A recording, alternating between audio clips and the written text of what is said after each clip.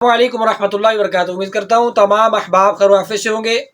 آج آپ حضرات کی خدمت میں ایک ایسا فارمولہ لے کے حاضر ہوئے ہیں جس کے استعمال سے جسم میں جو رسولیاں ہوتی ہیں، جسم میں کسی حصے میں رسولی کا بل جانا، گلٹی کا بن جانا، خاص طور پہ بازوں میں گلٹیاں بن جاتی ہیں، گردن کے دونوں سائڈوں پہ یا گھٹنوں کے قریب، پنڈلیوں کے قریب گلٹیاں بن جاتی ہیں، وہ بعض کی درد کرتی ہیں، بعض کی درد نہیں کرتی۔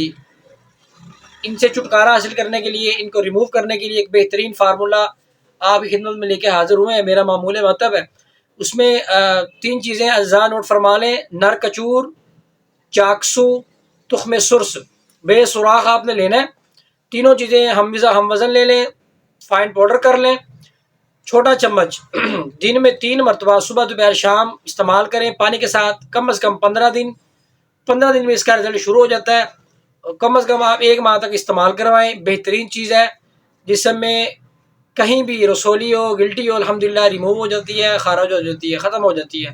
رسولیوں کے لیے دوسرا نسخہ، دوسرا فارمولہ نوٹ فرمائیں: افسن 3 بوٹی 50 گرام، سنڈ 5 گرام، کشتہ فولاد کسی اچھی لیبارٹری کا لیں، اشرف لیبارٹری کا لے لیں 5 گرام۔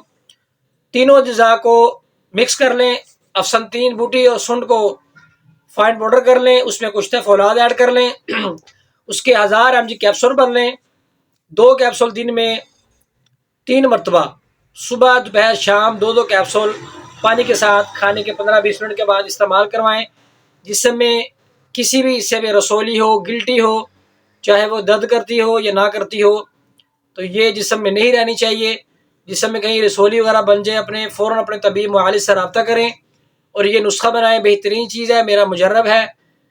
اس میں جو کوئی ایسی چیز نہیں ہے جو نہ مل سکی، ہر دواخانہ، ہر پنساری سے بآسانی مل جائیں گی۔ بنائیں، دعاؤں میں یاد رکھیں۔ السلام علیکم ورحمۃ اللہ۔